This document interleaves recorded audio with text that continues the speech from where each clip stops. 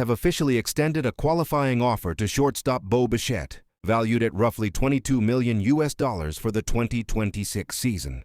Now, on the surface, that might sound routine, a common procedural step that teams take this time of year. But for Toronto, this move is much more than a formality. It's a message, a statement of intent, and maybe even the first chess move in what could become one of the defining storylines of the Jays offseason.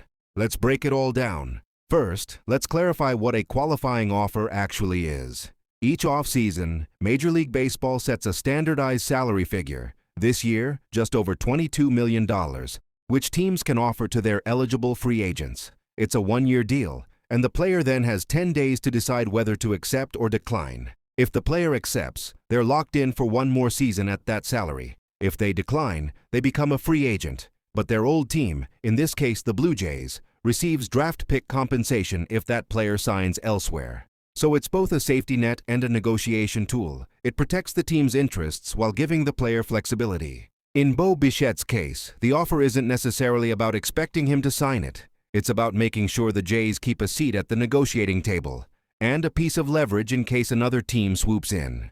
Let's talk about Bo Bichette, because this isn't just any player. He's been the face of the Blue Jays infield since his 2019 debut. A two-time All-Star, a player with elite bat-to-ball skills, a relentless competitor, and, for many fans, the heart of this new generation Jays core.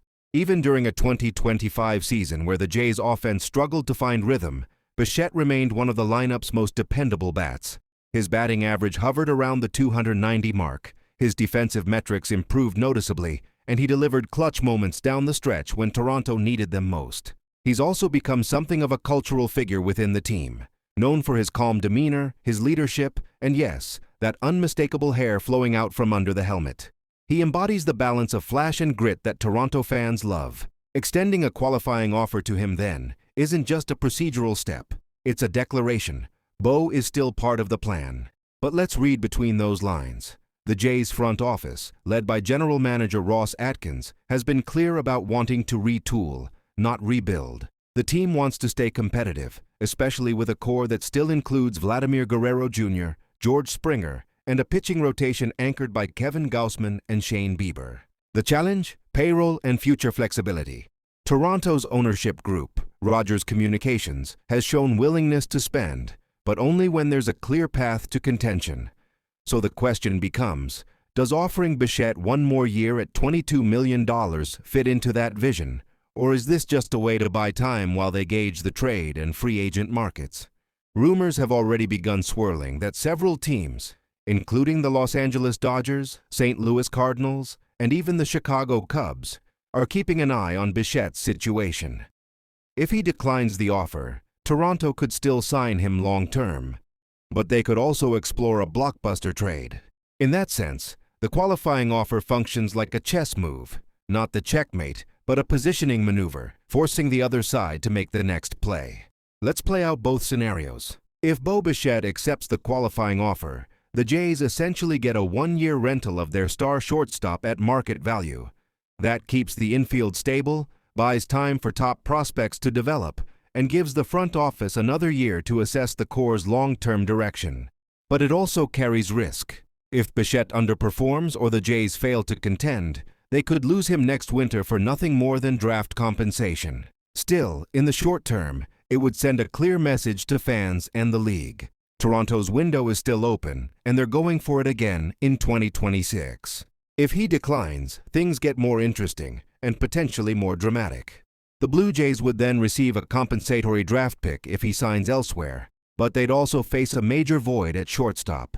That would force the front office into either finding a stopgap replacement or making a big splash, maybe a trade for someone like Willie Adams, or even exploring the possibility of Ha-Seong Kim from San Diego.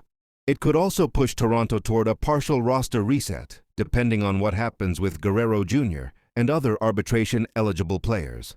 For fans, that's the emotional crossroads. Do you let Bo walk and start to reshape the core, or do you double down, spend the money, and trust that he's the cornerstone of the next contending era?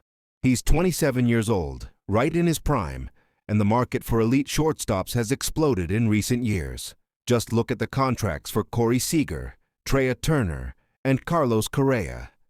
Bichette's consistent production and leadership make him a very appealing piece for a contender looking for stability up the middle. From Bo's side, there's every reason to believe he'll at least test free agency.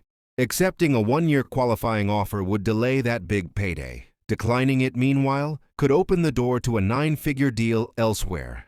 But Bo's situation is unique. He's spoken publicly about his love for Toronto, the fans, and the opportunity to bring a championship north of the border. Whether that loyalty outweighs the financial incentive remains to be seen. For the Blue Jays, this moment captures the delicate balance of modern baseball management. You have to protect the franchise's future while still showing fans you're committed to winning now. The qualifying offer to Bo Bichette achieves both goals, at least for the moment. It keeps the conversation alive, signals ambition, and forces both sides to engage in meaningful talks. And for a team that's come so close in recent years, often just a game or two shy of postseason breakthroughs, the decisions made this winter could define the next half-decade of Blue Jays baseball. So, Jays fans, buckle up. The Bo Bichette saga is just getting started. Will he accept the offer and return for one more ride? Or will he test the open market and rewrite the future of this franchise? Either way, the Blue Jays have put their cards on the table, and all eyes are on the Rogers Center. That's all for today's Blue Jays Breakdown. If you enjoyed this deep dive, don't forget to subscribe, drop a like, and tell us, should Toronto lock up Bo long-term, or is it time to pivot? Until next time, stay tuned and stay Blue Jays proud.